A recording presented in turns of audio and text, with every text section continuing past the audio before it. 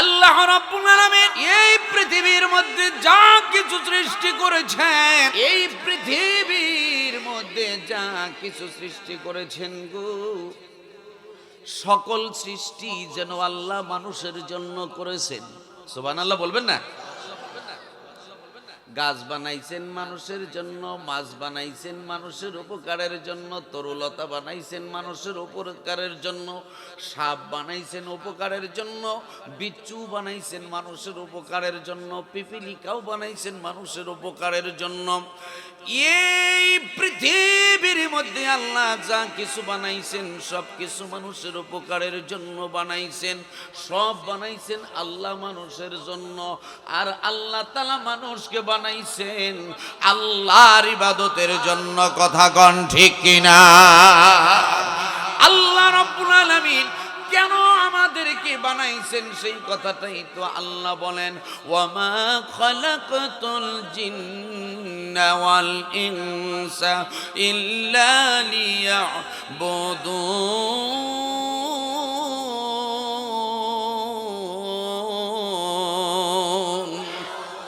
আমার আল্লাহ রাব্বুল আলামিন বলেন, জিন এবং মানুষকে আমি আল্লাহ বানাইছি একমাত্র আমি আল্লাহর ইবাদতের জন্য। জোরে বলুন না সুবহানাল্লাহ।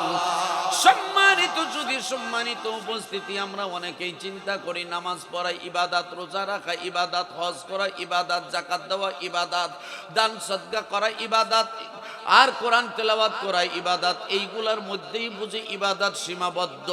আসলেই কিন্তু তা নয়, তা নয়, তা নয়। নামাজ, রোজা, হজ, যাকাত, কোরআন তেলাওয়াত, দান সদকা করা, এর মধ্যেই ইবাদত সীমাবদ্ধ নয়, ইবাদত সীমাবদ্ধ নয়। মানুষের যাবতীয় কর্মই হবে ইবাদত, যদি সেটা হয় নবীর তরিকায়। কথা বলেন ঠিক কিনা? আপনি ব্যবসা করাবেন, ব্যবসা হবে ইবাদত। সুবহানাল্লাহ বলেন। আপনি যদি নবীর তরিকায় ব্যবসা করেন তাহলে ব্যবসা হবে ইবাদত। আর ইবাদত হিসাবে যদি গণ্য হয়ে যায় তাহলে আপনাকে আল্লাহ তাআলা নবীগণ, সিদ্দিকগণ, শহীদগণের সাথে জান্নাত দিয়া দিবেন। আল্লাহর নবী বলেন, আত-তুজ্জারু ইয়াহশুরুনা ইয়াওমাল কিয়ামাতি ফুজ্জারুন ইল্লা মান ইত্তাকা ওয়া বাররা ওয়া সাদাকা। আল্লাহর নবী বলেন, হাসরের মাঠে বিচারের দিনে সমস্ত ব্যবসায়ীগণ ক্ষতিগ্রস্ত হিসেবে উঠবে। কথা বুঝছেন? আল্লাহর নবী বলেন, কিয়ামতের দিন হাসরের মাঠে সমস্ত ব্যবসায়ীগণ ক্ষতিগ্রস্ত হিসাবে উঠবে, কিন্তু ওই ব্যবসায়ীগণ বাদে ইল্লা মানিত্তাকা ওয়া বাররা ওয়া সাদাকা, ওই সকল ব্যবসায়ীগণ ব্যতীত যারা ব্যবসার ক্ষেত্রে আল্লাহকে ভয় করে, সত্য কথা বলে, ন্যায়ের পথে চলে। জোরে বলেন সুবহানাল্লাহ। আমাদের মধ্যে এক শ্রেণীর মানুষ আছে রে ভাই, যেই মানুষগুলা দেখা যায় এক শ্রেণীর ব্যবসায়ী আছে, কেনার সময় বেশি নেয়, দেওয়ার সময় কম দেয়। এই কথা কয় না? কেনার সময় বেশি নেয়, দেওয়ার সময় কম দেয়। শুধু তাই নয়, কয় কিছুদিন আগে আমি দুধ কিনে এনেছি বাসায় এনাম দুধ কিনে আনার পরে এবার সেমাই রান্না করবে আমার বিবি সাহেবা। দুধ জাল দিলেন, জাল দেওয়ার পরে দুধের মধ্যে চিনি ছেড়ে দিয়েছেন। চিনি ছেড়ে দেওয়ার পর দেখা যায় দুধ আর দুধ নাই, দুধ হইছে পানি। দুধ হইছে কি? এ ভাই, ওটা যদি খাঁটি দুধই থাকতো তাইলে দুধ নষ্ট হলে সেটা ছানা হয়, হয় কি না? আওয়াজ দিয়া বলেন, হয় কি না? কিন্তু এই দুধের মধ্যে চিনি ছেড়ে দেওয়ার পরে দেখা গেল ওর মধ্যে ছানার কোনো অংশ নাই। তো ওই যে নাকর আছে না, আমরা কি ভাত নাকরাই যে বাতি দিয়া যে বানায় নাকর, তো নাকর দিয়ে এবার করতেছে, তো নাকরের মাথায় একটু এই ছানার মতো আটকেছে, তো সেই ছানার মাথায় আটকেছে, ওইটা আমি ধরলাম, ধরে এখন টানি দেখি রাবারের মতো খালি লম্বা হয়। দেখছেন দুধালার খবর? আমি এমন একটা লোকের কাছ থেকে দুধ কিনলাম, যেই লোকটার মাথায় টুপি আছে ভাই, যে লোকটার মাথায় টুপি আছে। আমি দুধ কেনার সময় আমি জিজ্ঞেস করছি, চাচা মিয়া দুধ ভালো হবে তো? তো পাশেই আরেক লোক, মানে যুবক শ্রেণীর মানুষ, কয় হুজুর এই চাচার দুধ নিতেছেন, এ উনাকেও জিজ্ঞেস করা লাগবো। এর মানে হইলো যে উনারে যে আমি জিজ্ঞেস করছি দুধ ভালো হবে কিনা, এটাও ঠিক হয় নাই। সেই এত বিশ্বস্ত চাচা, সেই বিশ্বস্ত চাচার কাছ থেকে দুধ কিনে আনার পর দেখলাম একবারে বেচারা অবিশ্বস্ত। কথা বলেন, কথা বলেন, কথা বলেন, কথা বলেন। ভাইরারি আমার, বেচা কেনার ক্ষেত্রে নবীর তরিকা আছে না নাই? আওয়াজ দিয়ে বলেন আছে না নাই? আপনি ধান কেনার সময় দেখা যায়, এখন তো ধানের সিজন আসছে তাই না গো, ধানের ব্যবসায়ী যারা আছেন, পাটের ব্যবসায়ী যারা আছেন, তাদের কাছে গেলে বোঝা যায় যে কেমন মাপ দেয়। ধান যখন কিনে একেবারে জমির মাঠে গিয়ে ধান কিনে আনে না গো, ধান যখন কিনে বড় 5 কেজি করে একবারে উঠায়, 5 কেজি যদি আপনি আলাদা মাপ দেন তখন হয় 6 থেকে 7 কেজি। কথা বলেন, কথা বলেন। ভাইরারি আমার, কেনার সময় তুমি বেশি নিলে, দেওয়ার সময় তুমি একদম ঠিক দিলে অথবা কম দিলে, এই যে তুমি যে সম্পদটা তুমি করলা, তুমি অন্যায়ভাবে নিজের মধ্যে রেখে দিলা অথবা মানুষকে ঠকাইলা, এর জন্য আল্লাহর কাছে জবাবদিহিতা করতে হবে। কথা কোন ঠিক কিনা? দুনিয়ার মধ্যে আপনি যদি নামাজ না পড়েন, দুনিয়ার মধ্যে যদি আপনি নামাজ কামাই দেন অথবা দু একটা রোজা আপনি রাখতে পারলেন না, তা আল্লাহর কাছে আল্লাহর কাছে যদি বলেন আল্লাহ গো আমার এই সমস্যার কারণে নামাজ পড়তে পারি নাই অথবা রোজা রাখতে পারি নাই, আল্লাহ হয়তোবা আপনাকে মাফ করেও দিতে পারে। কথা বলেন ঠিক কিনা? নামাজ পড়লেন না, এইটা আল্লাহ মাফ করে দিতে পারে। রোজা রাখলেন না, এটাও আল্লাহ আপনাকে মাফ করে দিতে পারেন। হজ করলেন না, সেটাও আল্লাহ আপনাকে মাফ করে দিতে পারেন। কিন্তু আপনি অন্যকে ঠকাইলেন, এইটা মাফ করার অধিকার আমার আল্লাহর নাই। কথা বলেন। আল্লাহ তাআলা বলেন ফামান ইয়া'মাল মিথকালা যাররাতিন খায়রান ইয়ারা ومن يعمل مثقال ذرة شرا يره। আমার আল্লাহ বলেন ও বান্দারা, ও বান্দিরা, তোমাদের এক জাররা পরিমাণ যদি ভালো কাজ থাকে ওই ভালো কাজটা আমি আল্লাহ দেখিয়ে দিব, আবার এক জাররা পরিমাণ যদি মন্দ কাজ থাকে ওই মন্দ কাজটাও আমি আল্লাহ দেখিয়ে দিব। কথা বলেন ঠিক কিনা? সুতরাং ভাইরারি আমার, ব্যবসা করবেন, ব্যবসার ক্ষেত্রে নবীর তরিকা আছে না নাই? আওয়াজ দিয়ে বলেন আছে না নাই? আমাদের সমাজের মধ্যে এক শ্রেণীর মানুষ আছে যারা নবীর তরিকার ব্যবসা বাদ দিয়া সুদের ব্যবসা চালু করে। এই এলাকায় নাই? এই কথা কোন আছে? আওয়াজ দিয়া বলেন আছে। আল্লাহর নবী বলেন, হাদিসের মধ্যে এসেছে وَلَعَنَ رَسُولُ اللَّهِ صَلَّى اللَّهُ عَلَيْهِ وَسَلَّمَ آكِلَ الرِّبَا وَمُوَكِّلَهُ وَكَاتِبَهُ وَشَاهِدَيْهِ। আমার নবী 4 শ্রেণীর মানুষকে অভিশাপ দিয়েছেন। 1 নম্বরে হলো আকিলুর রিবা, যারা সুদ খায়। 2 নম্বরে ওয়া মাওয়াকিলাহু, যারা সুদ দেয়। 3 নম্বরে ওয়া কাতিবাহু, যারা সুদের লেখনী লেখে। 4 নম্বরে ওয়া শাহিদাইহি, যারা সুদের সাক্ষী থাকে। অপরাধী কয়জন? আওয়াজ দিয়ে বলেন কয়জন? 4 শ্রেণীর মানুষ অপরাধী। তাদের অপরাধের মাত্রা কতটুকু? অপরাধের মাত্রা কতটুকু? আল্লাহর নবী মুহাম্মদুর রাসূলুল্লাহ সাল্লাল্লাহু আলাইহি ওয়াসাল্লাম বলেছেন সুদের 70টিরও বেশি গুনাহ আছে, তার মধ্যে সর্বনিম্ন গুনাহ হলো 1 দিরহাম সুদ খাওয়া, আপন মায়ের সাথে 33 বার জিনা করা। এত আস্তে, আর একটু জোরে বলেন, আরো জোরে বলেন।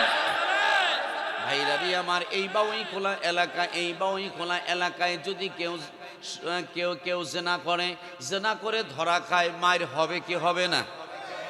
প্রথম দিন মনে করেন সাধারণভাবে মার দিয়ে ছেড়ে দিলেন, কিছু আঘাত করে ছেড়ে দিলেন। 1 সপ্তাহ পরে আবারও ধরা খেয়েছে, মাইরের পরিমাণ কমবে না বাড়বে? আওয়াজ দিয়া বলেন কমবে না বাড়বে? ওই দিন আপনি তাকে তুলা করে ফেললেন, আবারও 1 সপ্তাহ পরে ধরা খেয়েছে। ওই দিন বলবো তরে মেরে আর হাত নষ্ট করব না, তরে জ্যান্ত কেড়ে ফেলবো। কথা কম। এক দিরহাম, আমার ভাইরা রে, একবার দুইবার তিনবার জেনা করলেই যদি এই শাস্তি হয়, আল্লাহর নবী বলেন 1 দিরহাম সুদ খাওয়া, আপন মায়ের সাথে 33 বার জেনা করা। এই হাদিস দ্বারা প্রমাণ হয় যেই লোকটা সুদখোর, ওই লোকটা জেনা করে চাইতেও বড় অপরাধী। অথচ আমরা যেই মানুষগুলা সুদ খায়, যেই মানুষগুলা ঘুষ খায়, যেই মানুষগুলা কলমের 1 খোসা দিয়া লক্ষ লক্ষ লক্ষ লক্ষ কোটি কোটি টাকা মানুষের তা মাইরা খায়, সরকারের কোষাগারের সম্পদ মাইরা খায়, ওই মানুষগুলারই আমরা মসজিদ, মাদ্রাসা, ঈদগাহ মাঠ, কবরস্থান, হাফিজিয়া মাদ্রাসার সভাপতি, সেক্রেটারি বানায়। এ কথা কম। সম্মানিত সুধীর, সম্মানিত উপস্থিতি,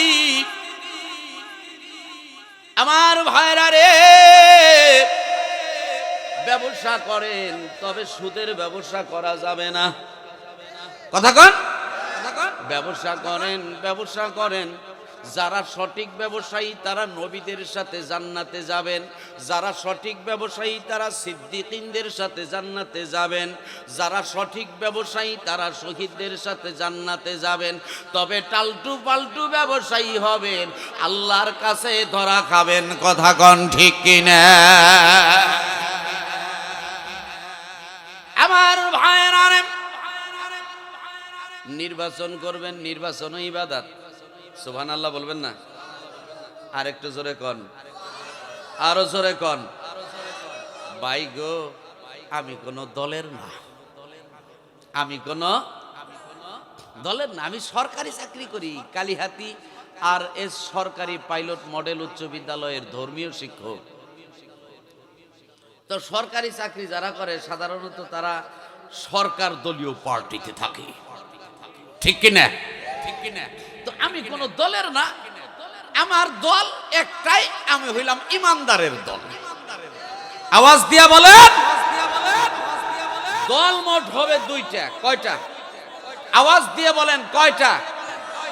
আল্লাহ রাব্বুল আলামিন বলেন, আল্লাযীনা আমানু ইউকাতিলুনা ফি সাবিলিল্লাহ ওয়াল্লাযীনা কাফারু ইউকাতিলুনা ফি সাবিলিত তাগুত ফাকাতিলু আউলিয়া আশ-শাইতান ইন্না কাইদাশ-শাইতানি কানা দাঈফা। আমার আল্লাহ রাব্বুল আলামিন বলেন, আল্লাযীনা আমানু ইউকাতিলুনা ফি সাবিলিল্লাহ, যারা ঈমানদার তারা আল্লাহর পক্ষে যুদ্ধ করবে। সুবহানাল্লাহ বলেন। ওয়াল্লাযীনা কাফারু, পক্ষান্তরে যারা কাফের, যারা বেঈমান, যারা নাফরমান, ইউকাতিলুনা ফি সাবিলিত তাগুত, ওই মানুষগুলা শয়তানের পক্ষে যুদ্ধ করবে। ফাকাতিলু আউলিয়া আশ-শাইতান, দেখেন কত সুন্দর কথা, ফাকাতিলু আউলিয়া আশ-শাইতান, অতঃপর হে ঈমানদারেরা, হে মুমিনেরা, তোমরা শয়তানের বিরুদ্ধে যুদ্ধ করো। বলেছেন কে? আওয়াজ দিয়া বলেন, বলেছেন কে? কাইদাশ-শাইতানি কানা দাঈফা,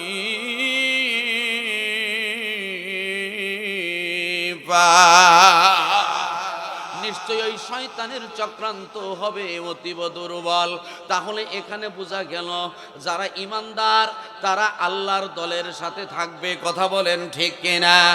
এই বাবুই কোলা থেকেই মনে করেন একজনে নির্বাচন করলো, একজন হইল আল্লাহর দলের লোক, ওই মানুষটা গরিব, আর একজন হইল শয়তানের দলের লোক, ওই মানুষটা ধনী।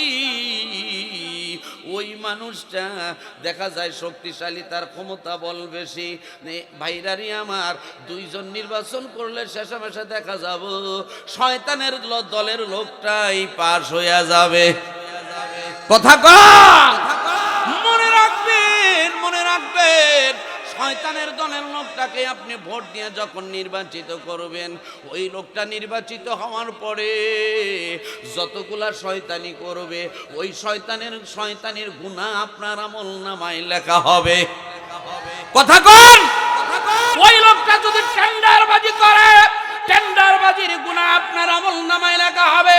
ওই লোকটা যদি মদ খায়, মদের গুনাহ আপনার আমলনামায় লেখা হবে।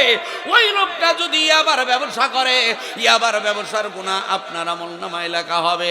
ওই ব্যক্তি যদি মানুষকে মাইরা, ঘুষ খাইয়া, সুদ খাইয়া সে ধনী হয়, ওই সমস্ত অন্যায় কাজের গুনাহও আপনার আমলনামায় লেখা হবে। কথা কন ঠিক কিনা? আবার ভালো একটা মানুষকে যদি আপনি নির্বাচিত করেন, ভালো মানুষটা কি করবে? ভালো কাজ করবে।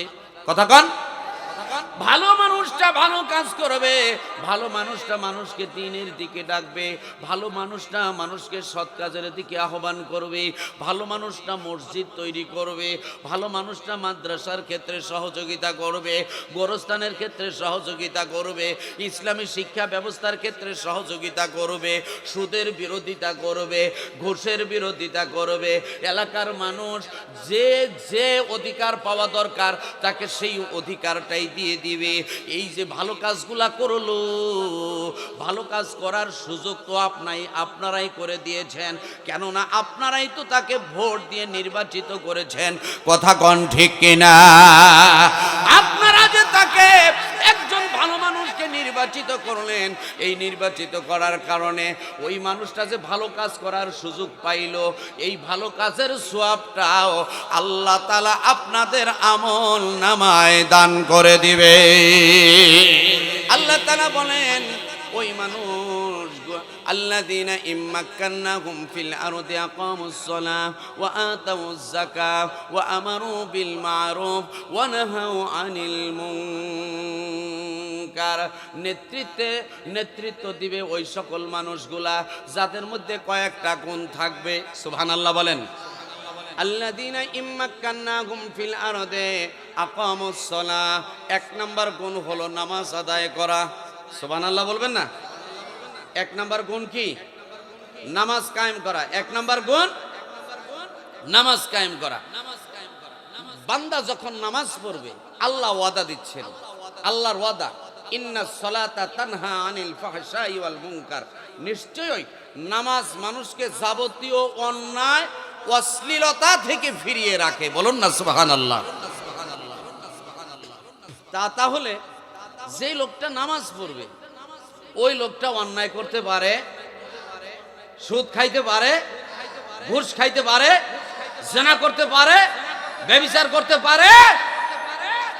আপনি নামাজি একজন মানুষকে নেতা বানান, আপনার সমাজও নামাজি হইয়া যাবে। কথা বলেন, কথা বলেন। আল্লাযীনা ইম্মাক্কান্নাহুম ফিল আরদি আকামুস সালাহ, এক নাম্বার গুণ হলো নামাজ কায়েম করা।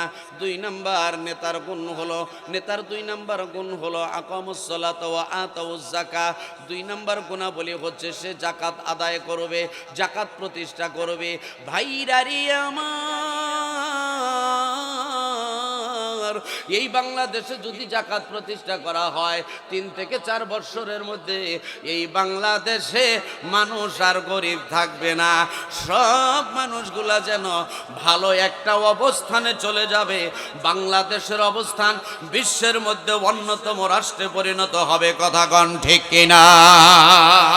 এই যে বাউই খোলা এলাকা, মনে করেন এই বাউই খোলা এলাকায় 100 গড়খানা ধরে নিন, আমি আপনাদেরকে বোঝানোর জন্য এটা বলতেছি। ধরে নিন 100 গড়খানা,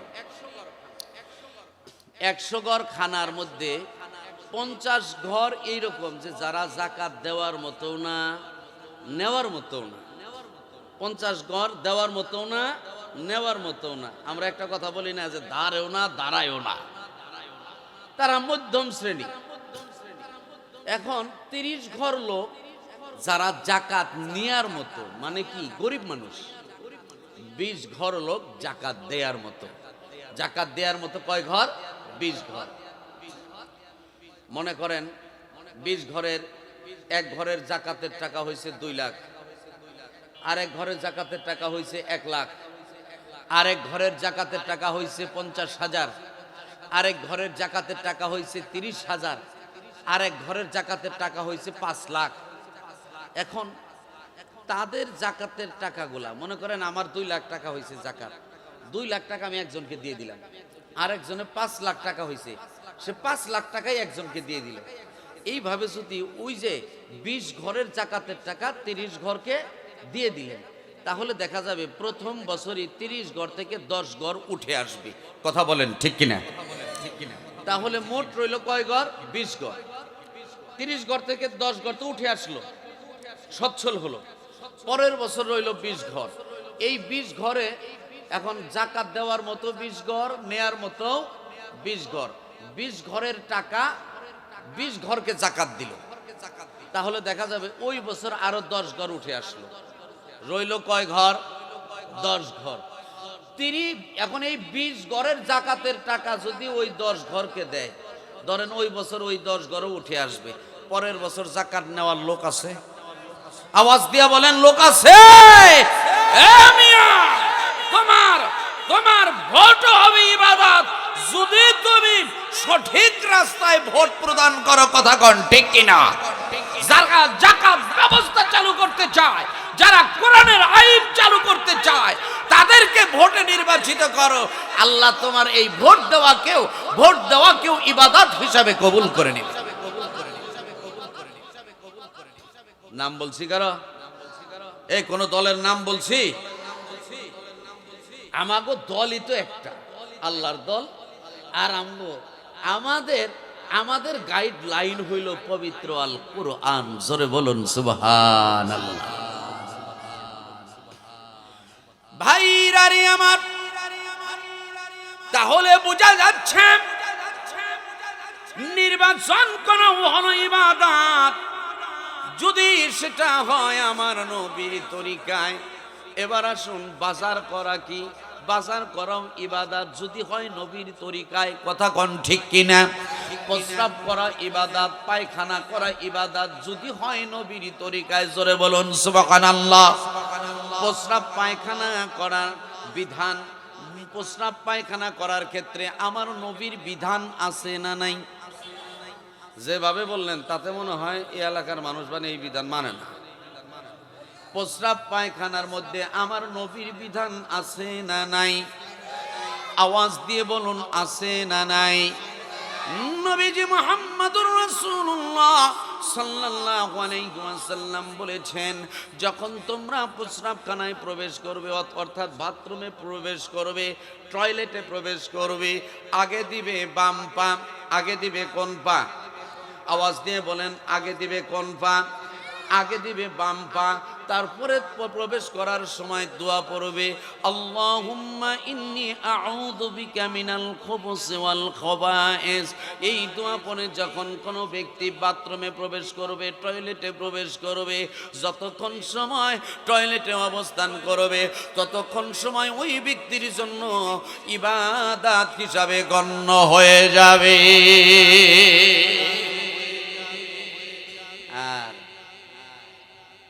আমাদের মধ্যে কিছু মানুষ আছে, এই ভাই বহেন, আপনাদের কি বিরক্ত লাগতেছে? শুরুই হয় নাই, আগেই বিরক্ত নাকি কন? ভাইরা রে আমার, নবীজি সাল্লাল্লাহু আলাইহি ওয়াসাল্লামকে অনুসরণ করে প্রস্রাব পায়খানা করতে হবে। কথা কোন ঠিক কিনা? অথচ আমাদের মধ্যে মুসলমানের সন্তান মুসলমানের নামও মুসলমান, নিজেও মুসলমান, দাবি করে মুসলমান, কিন্তু দেখা যায় টয়লেটে বৈশা বিড়ি খায়। এই এলাকায় নাই? এ ভাই আছে? আওয়াজ দিয়া বলেন আছে? দেখি নাই চাচা বলে এই বয়সে টয়লেটে বিড়ি খাওয়াই না, লোকই খুঁজে পাই নাই। চাচার বয়স তো প্রায় ৮০-৯০ হইল, ৮০-৯০ বছরের ভাই নাই। হ্যাঁ,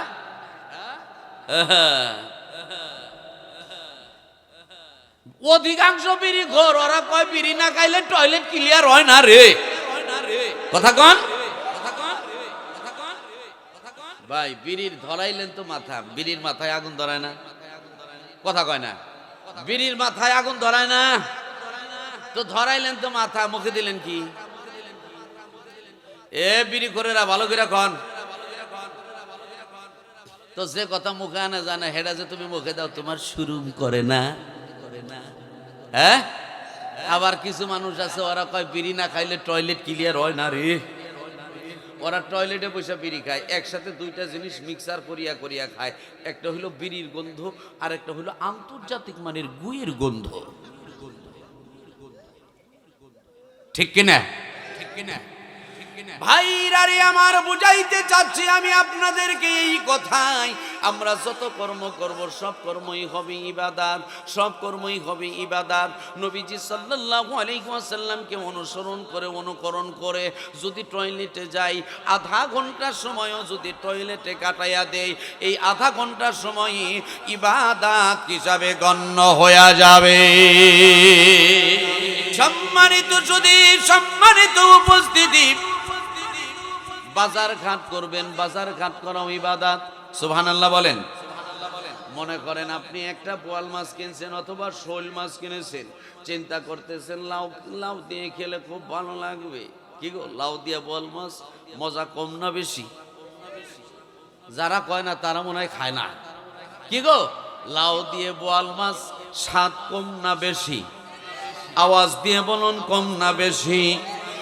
বোয়াল মাছ কিনেছেন, লাউ কিনলে খুব মজা হবে, কিন্তু লাউটা কেনার সময় আপনি চিন্তা করুন, আমার নবীজি সাল্লাল্লাহু আলাইহি ওয়াসাল্লাম লাউ খাওয়া পছন্দ করেছেন। সুবহানাল্লাহ বলেন।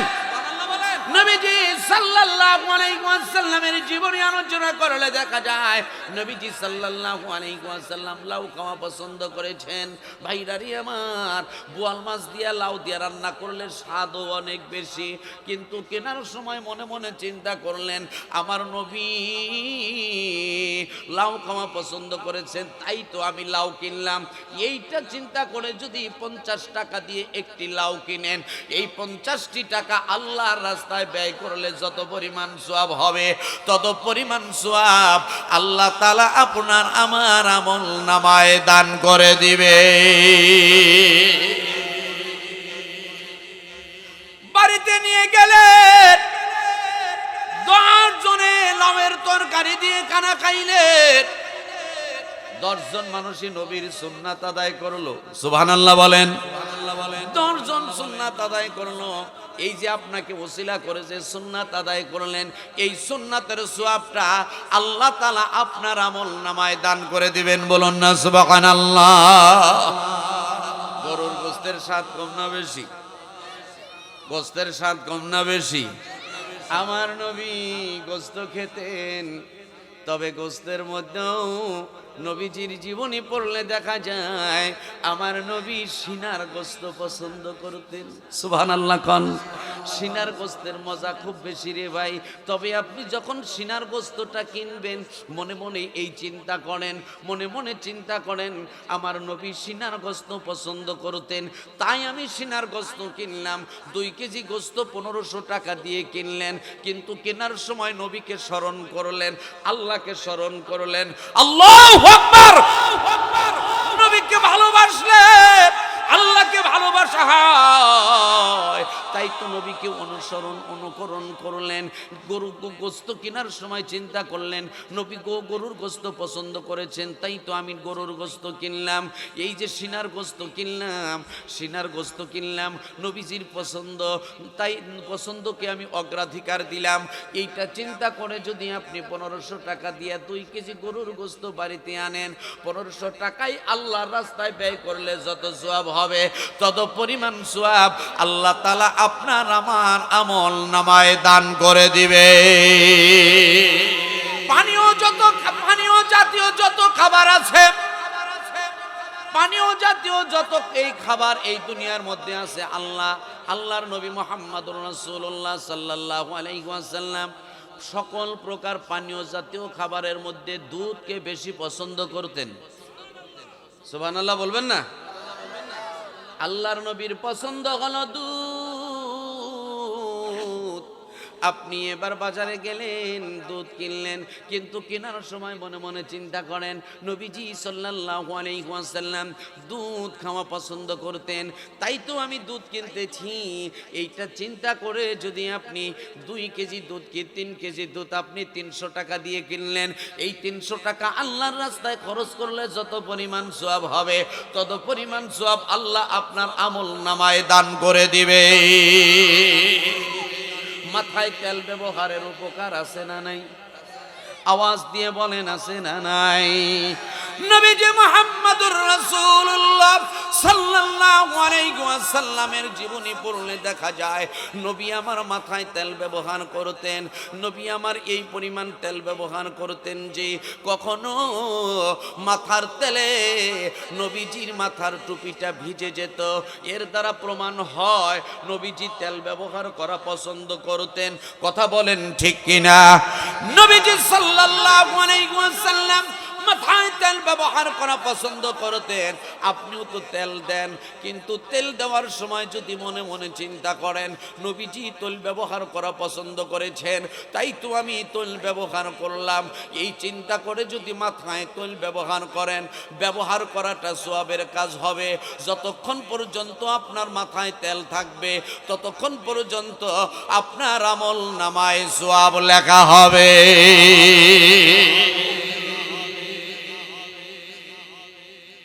জমি চাষ করা ইবাদত। সুবহানাল্লাহ বলবেন না? পিছন তো নাকি বাজান খুব আসছে না, রাগ করছেন? এ ভাই আপনারা কি রাগ করছেন? জমি চাষ করাও ইবাদত। আওয়াজ দিয়া বলেন সুবহানাল্লাহ, আরো জোরে বলেন সুবহানাল্লাহ। কিন্তু এই জমি চাষ যদি নবীর পদ্ধতি না হয়, আল্লাহ এবং তার রাসূলের বিধান অনুযায়ী যদি না হয়, তার ইবাদত হবে না, তা হবে শয়তানি। কথা কন ঠিক কিনা? কিছু কিছু মানুষ আছে, যেই মানুষগুলা দেখা যায় জমিতে গেলেই খালি ক্ষেতের আইল ছাড়ে। আছে না নেই? আওয়াজ দিয়া বলেন আছে না নাই? আইল ছাড়তে ছাড়তে মানে কাটতে কাটতে কাটতে কাটতে গুলালি বানায় ভালাই। কথা কন, কথা কন। ওই যে গুলালি চেনেন তো? গুলাল নাকি আমাদের টাঙ্গাইলের ভাষায় তো গুলালি বলে, তীর ধনুক। তো গুলালির মতো পাকা বানিয়ে ফেলে। এর চিন্তা হলো যে যেভাবেই হোক জমিতে 10 মণ ধান হয় আর 5 কেজি বাড়ান লাগবে। কথা কন, কথা কন। এই যে আপনি অন্যের জমি আপনার নিজের দখলে এনে 5 কেজি ধান আপনার জমিতে বেশি ফলাইলেন, এর কারণে আপনার জমির ফসলের অবস্থা কেমন হইল? ভাইরানি আমার, যেমন মনে করেন 10 কেজি দুধ, 10 কেজি দুধের মধ্যে 1 কেজি প্রস্রাব ছেড়ে দিলেন, গরুর সোনা ছেড়ে দিলেন, দুধ পান করা যাবে?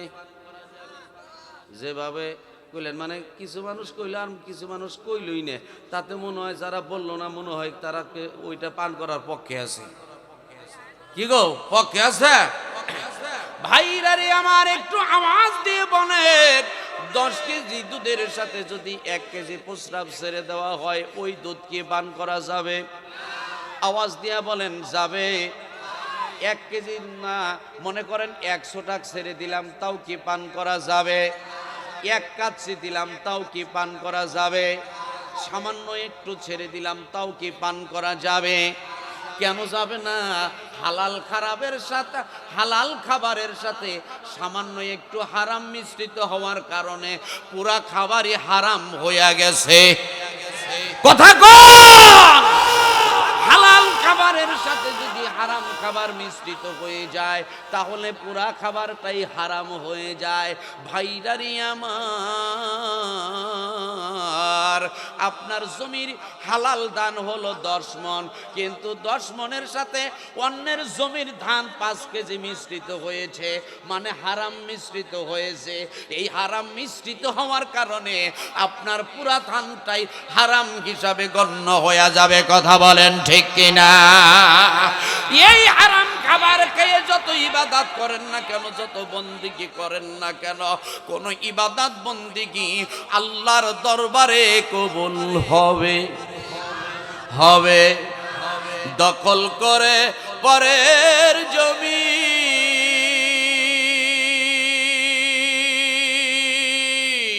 সম্পদের পাহাড় গড়লা তুমি। আছে না নাই? আওয়াজ দিয়ে বলেন আছে না নাই? দখল করে পরের জমি,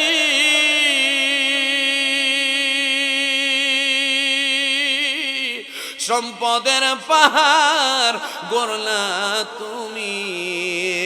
ওরে 3.5 হাত কবরেতে থাকবা একা পরি, ঠিক কিনা? 3.5 হাত কবরেতে থাকবা একা পরি, কার লাগিয়া কান্দ দিবা রাতে ও মন আমার, কার লাগিয়া কান্দ দিবা রাতে। বাবায় কান্দে খাটে ধরে, মায়ে কান্দে বিলাপ করে, ওর ছেলে মেয়েদের কান্না দেখে কাঁদবে প্রতিবেশী, কার লাগিয়া কান্দ দিবা রাতে ও মন আমার, কার লাগিয়া কান্দ দিবা রাতে। তোমার মাল সম্পদ টাকা করি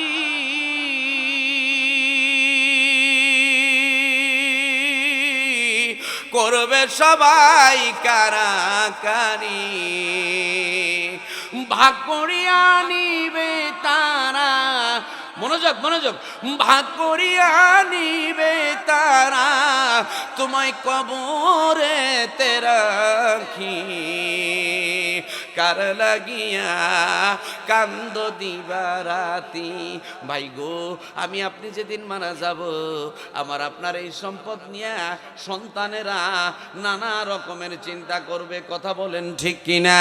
বড় সন্তান বলবে আমি হইলাম সন্তানে, আমি হইলাম এই সংসারের বড় সন্তান, সংসারের হাল ধরেছি আমি, কামাই বাবার সাথে আমিও নিজেও কামাই করে তোমাদেরকে খাওয়াইছি, সুতরাং বাউই খোলা বাজারের সাথে যে জমিটা, এই জমিটা আমি পাই।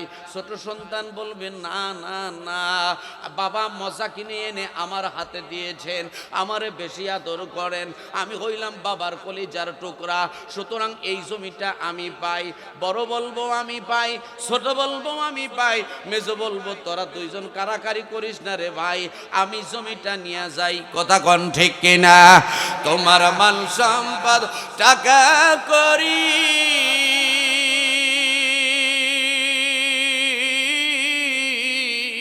করবে সবাই কারাকারি, ভাগ করিয়া নিবে তারা, ভাগ করিয়া নিবে তারা, তোমায় কবরেতে রাখি, কার লাগিয়া কান্দ দিবা রাতি ও মন আমার, কার লাগিয়া কান্দ দিবা রাতি।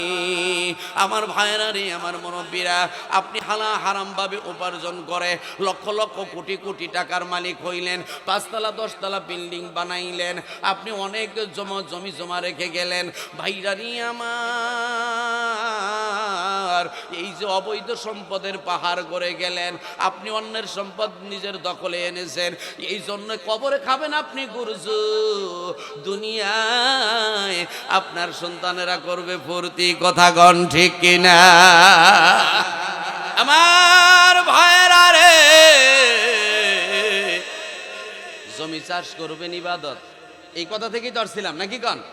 জমি চাষ করবেন, সেটা হবে ইবাদত যদি হয় আল্লাহর বিধান অনুযায়ী, বলুন না সুবহানাল্লাহ।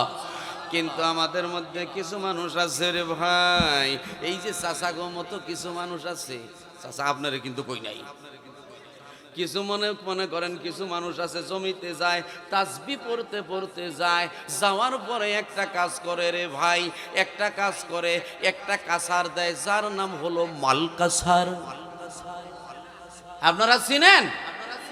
এই কথা কন, এই মাল কাছার চিনেন? এমন কাসার দেয় রে ভাই, যার নাম হলো মাল কাসার। মনে হয় ওই লোকটার দুই পাশে দুইটা পর্বত দাঁড়াইয়া রইছে। কথা কন, মাল কাসার দিলারে ভাই। তুমি ফরজ গায়েব করলা, এইভাবে যতক্ষণ সময় কাটাইলা ততক্ষণ সময় তোমার কবিরা গুনাহ হইল। কথা কন ঠিক কিনা? শুধু তাই নয়, শুধু তাই নয়, এই অবস্থায় যদি তুমি মারা যাও তাহলে কবিরা গুনাহ করা অবস্থায় মারা গেলে, আর কবিরা গুনাহ করা অবস্থায় যদি মারা যাও, তুমি জাহান্নামী হওয়ার সম্ভাবনাই বেশি। কথা বলেন। কবিরা গুনাহ করা অবস্থায় যদি মারা যাও, তোমার জাহান্নামী হওয়ার সম্ভাবনাই বেশি। সুতরাং তুমি খেতে কাজ করো, মাঠে কাজ করো, ঘাটে কাজ করো, বাড়িতে কাজ করো, কাসার দেওয়া যাবে? জোরে বলেন যাবে? যাবে না। ভাইরা রে আমার, এবার মনে করেন জমিতে গেলেন, জমি চাষাবাদ করা শুরু করে দিলেন, কিন্তু আপনি চাষাবাদের শুরুতে বলে নিলেন বিসমিল্লাহির রহমানির রহিম। এই বলে যখন আপনি জমি চাষাবাদ করবেন, আপনার লাঙলের আঘাতে, আপনার ট্রাক্টরের আঘাতে, আপনার চাষাবাদের সরঞ্জামাদির আঘাতে যতগুলা পোকামাকড় মরবে, যতগুলা কীট পতঙ্গ মরবে, এইগুলা যেন আল্লাহর রাস্তায় মারা গেল, এর জন্য কোনো হিসাব দিতে হবে না। কিন্তু আল্লাহর নাম স্মরণ না করে যদি আপনি চাষাবাদ শুরু কইরা দেন, যতগুলা পোকামাকড় মরবে, যতগুলা কীট পতঙ্গ মারা যাবে, এইগুলার জন্য, প্রত্যেকটা পোকামাকড়, প্রত্যেকটা কীট পতঙ্গের জন্যেও আল্লাহর কাছে জবাবদিহিতা করতে হবে। কথা কন ঠিক কিনা? আমার ভাইরা রে, তাহলে বোঝা যাচ্ছে জমি চাষ করাও ইবাদত, যদি হয় আল্লাহর বিধান অনুযায়ী। কথা কন ঠিক কিনা? বিয়ে করাও ইবাদত, সেটা যদি হয় আল্লাহর বিধান অনুযায়ী। জোরে বলুন সুবহানাল্লাহ। বিয়ে করাও কি ইবাদত? বিয়ে করাও আইরে মজারি ভাই। বিয়ার কথা শুনলে পোলাপানের মজা বেশি দূরে যায়, ঠিক না? কিন্তু ছেলে হইলে কয়টি হের বান্ডিল রে, বাপ মাই খুশি হয় না? ছেলে হইলেই বাবা মা, অনেক বাবা মা আছে, ছেলে হইলেই চিন্তা করে টাকার বান্ডিল আসবে, টাকার বান্ডিল আসবো। এই ছেলে খালি পাইলে নাইলে একটু বড় বানাইতে পারলে 10 লাখ নিয়ে বিয়া করাবো। এইরকম ধরনের লোভী বাবা মা আছে না নাই? আওয়াজ দিয়া বলেন আছে না নাই? যারা ছেলে বিয়ে করায় আর যৌতুক নেয় মেয়ের বাবার কাছ থেকে, মনে করবেন তারা হইল সবচেয়ে বড় ভিক্ষুক। কথা কন, তারা সবচেয়ে বড় ভিক্ষুক। খালি ভিক্ষুকই না মিয়া, অন্যের সম্পদ খাওয়া উচিত হলো কি? ইসলামের তরিকা হলো ছেলের বাবা দিব মেয়ের বাবা রে। সুবহানাল্লাহ বলেন। আর উল্টা তুমি দিবা তো দূরের কথা, দেওয়ার পরিবর্তে নেওয়া, ওটা তোমার হারাম। হারাম খাইয়া ইবাদত করবো, ইবাদত হবো না। হারাম খাইয়া সন্তান জন্ম দিবা, সন্তানও ভালো হবো না। কথা কন। ওরে যেই সন্তান জন্মগত বিসমিল্লাতে ভুল, ওই সন্তান নবীর শরাব করবে না কবুল, ওই সন্তান নবীর শরাব করবে না কবুল। জানো যে জাতেরও দানা করে সেই কাম, কখনো নিমেরও গাছে নাকি ধরে আম, কখনো নিমেরও গাছে নাকি ধরে আম। ঘিত দিয়া ভাজো যদি নিম গাছের পাতা, তবু তো যাবে না তার জাতিগত তিতা। শতমন মধু যদি ঢালো নিম মূলে, তবু নাকি নিম্মিষ্ট হবে কোন কালে। কথা কয় না? শতমান মধু যদি ঢালো নিম মূলে, তবু নাকি নিম্মিষ্ট হবে কোন কালে। বাপু গুনে বেটা হয়, মাও গুনে জি, গাই গুনে বাছুর হয়, দুধ গুনে ঘি। কথা কন ঠিক কিনা? যদি ভালো হও তোমার স্ত্রী যদি ভালো হয়, স্বামী স্ত্রী দুইজন যদি দিনদার হয়, মুত্তাকি হয়, পরহেজগার হয়, তাহলে ওই স্বামী স্ত্রীর মাধ্যমে যে সন্তান দুনিয়ায় আসবে, ওই সন্তানটা আল্লাহর ওলি হবে, সৎ হবে, আদর্শবান হবে, চরিত্রবান হবে। সুবহানাল্লাহ বলেন। কিন্তু স্বামীও ভালো না, স্ত্রীও ভালো না, তাদের দ্বারা ভালো সন্তানও আশা করা যায়। যায় মনে করেন বিবি সাহেবা সে হয়েছে টিভি ঘোর, স্বামী হয়েছে গাঞ্জা ঘোর, আছে না নেই? যেভাবে কইলেন তাতে মনে হয় নাই। আওয়াজ দিয়া বলেন আছে। স্বামী হইছে গাঞ্জাখোর, বিবি হইছে টিভি ঘর। কথাটা বুঝেন? আমরা একটা খেলা দেখতাম, আমি যখন ছোট ছিলাম তখন একটা খেলা দেখতাম, বৃষ্টির দিনে দেখা যাইতো মুরব্বীরা টাস খেলতে বসতো। কি গো, আগে মুরব্বীরা খুব টাস খেলাইতো না? চাষারাই এখন খুব অর্জন না, 12,000 ইন্দুর মেয়েরা বিলেই বসে বসে। হ্যাঁ, আগে একটা খেলা খুব বেশি দেখা যাইতো, যার নাম হলো টাস খেলা। টাস খেলার মধ্যে দেখতাম একজন এইরকম জোরে বাড়ি মারে বলে ডাবল, কথা কন। আর একজনে আরো জোরে বাড়ি মারে কয় রিডাবল, শেষ মেশা কয় তুরু, কথা কন। ভাইরা রে আমার, তোমার বিবি হইছে ডাবল আর তুমি হইছাও রিডাবল। অর্থাৎ তোমার বিবি হইছে টিভি খোর আর তুমি হইছো গাঞ্জাখোর। এই টিভি খোর আর গাঞ্জাখোর দুইজন মিলা যখন সন্তান জন্ম হবে, ওই সন্তান খোর হবে না, ওই সন্তান হবে তুরু, কথা কন। সন্তান হবে বাবা খোর। তাহলে ভাইরা রে আমার, বিয়ে করং ইবাদত, বিয়েটা করতে হবে সুন্নাত তরিকায়, নবীর আদর্শ অনুযায়ী, কথা কন ঠিক কিনা? সহবাস করবেন, সহবাসটাও হবে ইবাদত। জোরে বলুন সুবহানাল্লাহ। অনেকে মনে করে সহবাস মনে হয় মন্দ কাজ, সহবাস মনে হয় মন্দ কাজ। না না না, সহবাস মন্দ কাজ নয়, বরঞ্চ সহবাস স্বামী স্ত্রী একসাথে মিলিত হওয়া, এটা কত বড় সওয়াব, কত বড় সওয়াব। একটা হাদিস আপনাদেরকে শুনিয়ে যায়। একদিন আমার নবীজি মুহাম্মদুর রাসূলুল্লাহ সাল্লাল্লাহু আলাইহি ওয়াসাল্লাম সাহাবীদেরকে বললেন, ও সাহাবীরা রে, ও সাহাবীরা, মনে করো এই পৃথিবীর মধ্যে বৃষ্টি হচ্ছে, বৃষ্টির ফোঁটা কারো জন্য গুনাহ সম্ভব? কোন মানুষের পক্ষে কি গুনাহ সম্ভব? আওয়াজ দিয়া বলেন সম্ভব।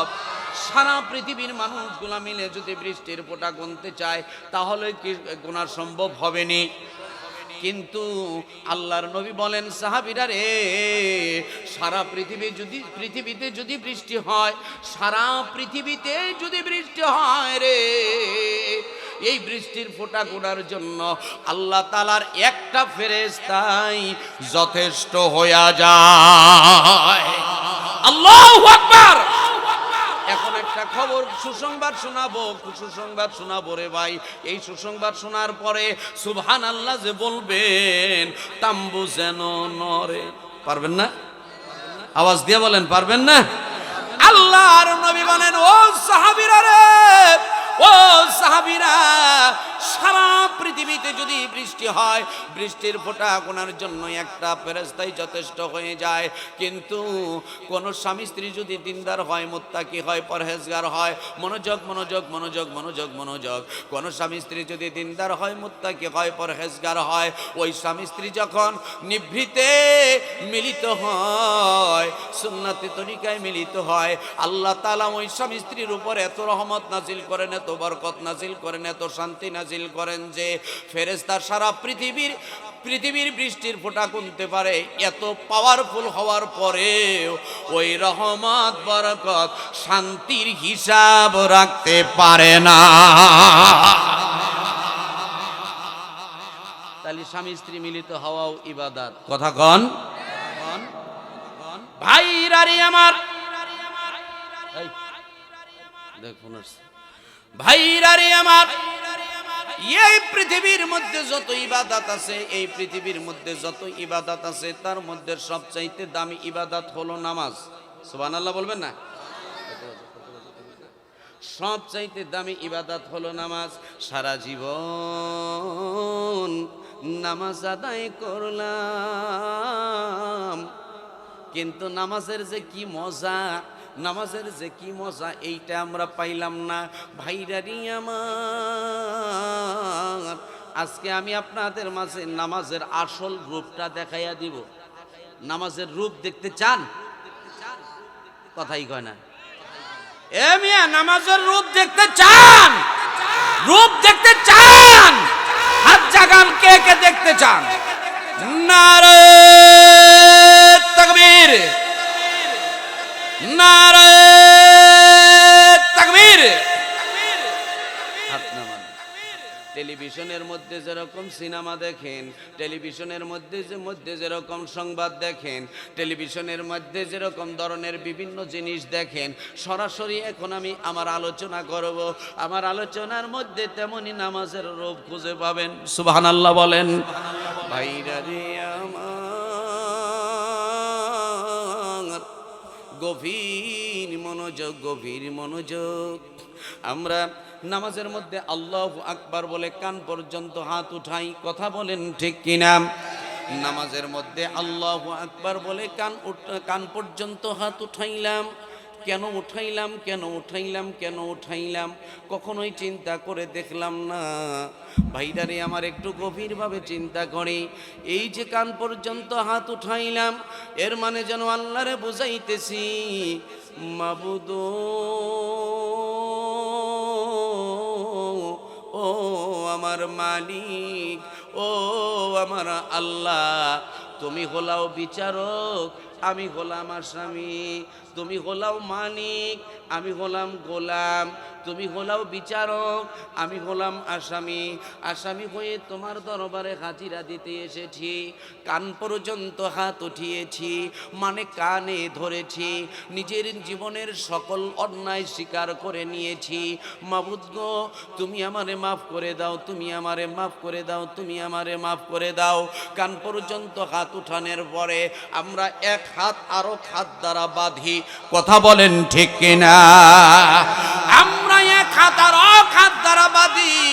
এই যে হাত বাঁধলাম, এর দ্বারা কি বোঝানো হয়? কি বোঝানো হয়? আল্লাহরে যেন বুঝাইতেছি, মাবুদ তুমি হলাও বিচারক, আমি হলাম আসামি। দুনিয়ার মধ্যে আসামি ধরার জন্য ডিবি লাগে, পুলিশ লাগে, এনএসআই লাগে, গোয়েন্দা লাগে, সিআইডি লাগে, আর্মি লাগে, নৌবাহিনী লাগে, বিমান বাহিনী লাগে। দুনিয়ার মধ্যে আসামি ধরার জন্য কত কিছু লাগে গো আল্লাহ, কত কিছু লাগে। আমি আসামি, আমারে ধরার জন্য টিভি লাগবে না, আমারে ধরার জন্য এনএসআই লাগবে না, আমারে ধরার জন্য পুলিশ লাগবে না, আমাকে ধরার জন্য সেনাবাহিনী লাগবে না, আমাকে ধরার জন্য নৌবাহিনী লাগবে না, আমাকে ধরার জন্য বিমান বাহিনী লাগবে না। আমি আমার নিজেই নিজের হাতে হাত করা পরায়া দিলাম।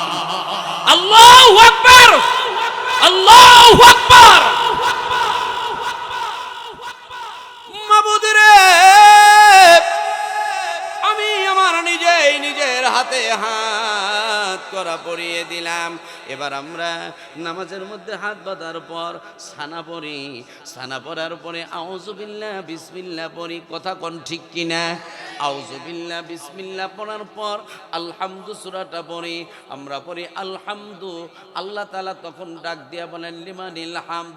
হামদুন মানে প্রশংসা, আলহামদু দ্বারা সকল প্রশংসা বলে বুঝায়। আমরা যখন বলি আলহামদু সকল প্রশংসা, আল্লাহ তাআলা তখন ডাক দিয়া বলেন লিমানিল হামদ, বান্দারে সকল প্রশংসা কার জন্য, সকল প্রশংসা কার জন্য?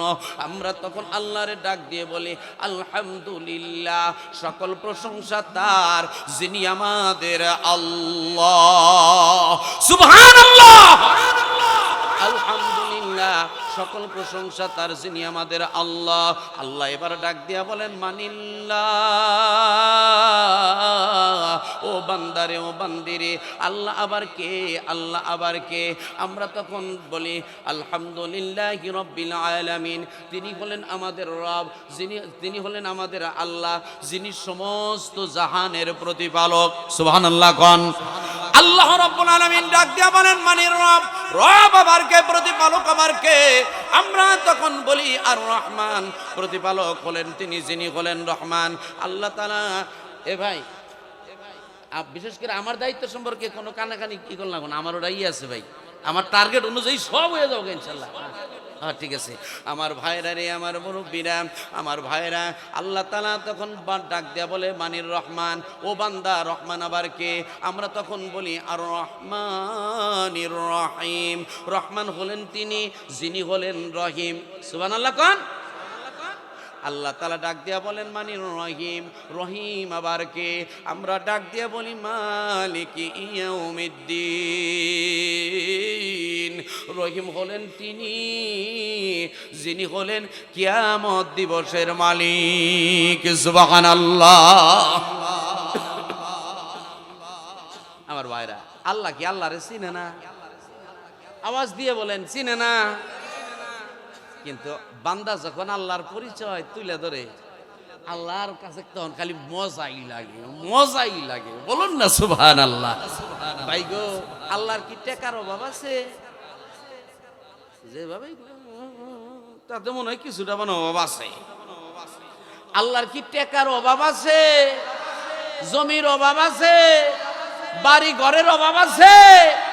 কোনো কিছুরই অভাব নাই। আল্লাহ আমাকে বানাইছে খালি আল্লাহর গুণ কীর্তন করার জন্য। কথা কোন ঠিক কিনা? তো আমরা নামাজের মধ্যে যখন আল্লাহর গুণ কীর্তন করি, আল্লাহর খুব মজা লাগে। বলুন না সুবহানাল্লাহ।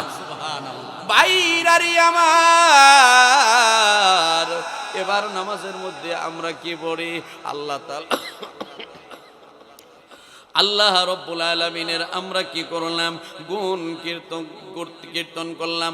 আর রহমানির রহিম, মালিকি ইয়াউমিদ্দিন, কিয়ামত দিবসের মালিক পর্যন্ত যখন বললাম, তখন আল্লাহ তাআলা বান্দা বান্দিকে ডাক দিয়ে বলে, ও বান্দা বান্দিরে, ও নামাজিরে, যেভাবে আমার গুণ কীর্তন করলা, যেভাবে আমার বাহার করলা, যেভাবে আমার প্রশংসা করলা, বোঝা গেল তুমি আমারে চিনে ফেলেছ।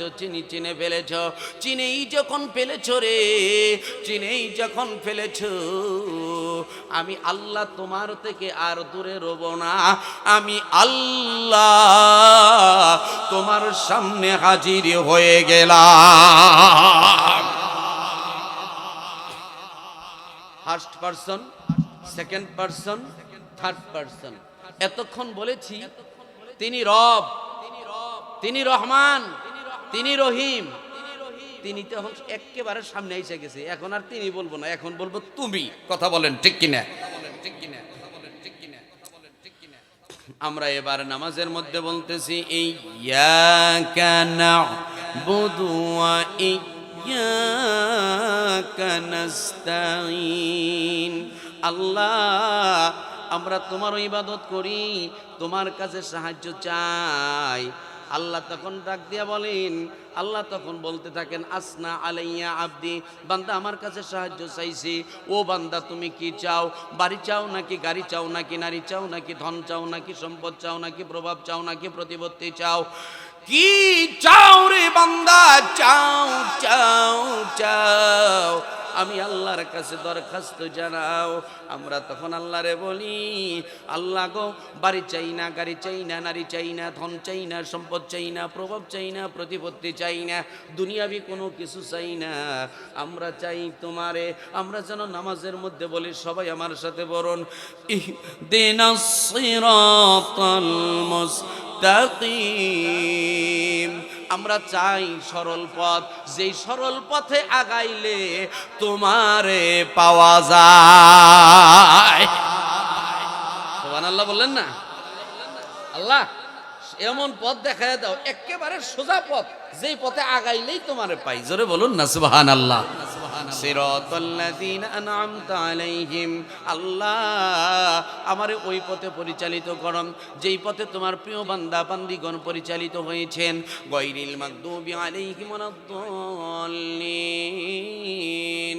আল্লাহ আমারে পথভ্রষ্টদের কাতারে বসাইও না, আল্লাহ আমাকে বেঈমান নাফরমানদের রাস্তায় পরিচালিত করিও না, আমাকে অভিশপ্তদের রাস্তায় পরিচালিত করিও না, আমিন। আল্লাহ তুমি আমার প্রার্থনা মঞ্জুর করো। বান্দা বান্দি যখন নামাজের মধ্যে আলহামদু সূরার মাধ্যমে আল্লাহর কাছে কিছু চায়, আল্লাহ বলে বান্দারে ও বান্দি রে, আমি আল্লাহ তাআলা তোর প্রার্থনা মঞ্জুর করে নিলাম। আমার ভাইরা রে, নামাজের মধ্যে এবার রুকুতে চলে গেলাম, পিঠটারে বাঁকা করে দিলাম, মাথাটারে নত করে দিলাম, কথা কোন ঠিক কিনা? পিঠ বাঁকা করে দিলাম, মাথা নত করে দিলাম, আল্লাহ রাব্বুল আলামিনকে যেন বুঝাইতেছি মাবুদ, ও মাবুদ, ও মাওলা, তুমি বিচারক, আমি আসামি, আমি আসামি হয়ে হাজিরা দিতে আসছি, পিঠ বাঁকা কইরা দিছি, মাথা নত কইরা দিছি, মারো কাটো যাই করো, আমারে ক্ষমা করে দাও, আমারে ক্ষমা করে দাও। আমরা রুকুর মধ্যে তাসবিহ পড়ি, সকলে আমার সাথে বলুন সুবহান রাব্বিয়াল আযীম, সুবহান রাব্বিয়াল আযীম, সুবহান রাব্বিয়াল আযীম। আল্লাহ তুমি মহান, আল্লাহ তুমি মহান, আল্লাহ তুমি মহান, তাই তোমার মহত্বের খাতিরে আমারে ক্ষমা করে দাও। বান্দা বান্দির রুকুটা যদি আল্লাহ তাআলার কাছে পছন্দ হয়ে যায়, এই রুকুর উসিলায় আল্লাহ তাআলা নামাজের গুনাহগুলা মাফ করে দেয়। এবার রুকু থেকে সোজা হয়ে দাঁড়াইলাম। ভাইরারি আমার,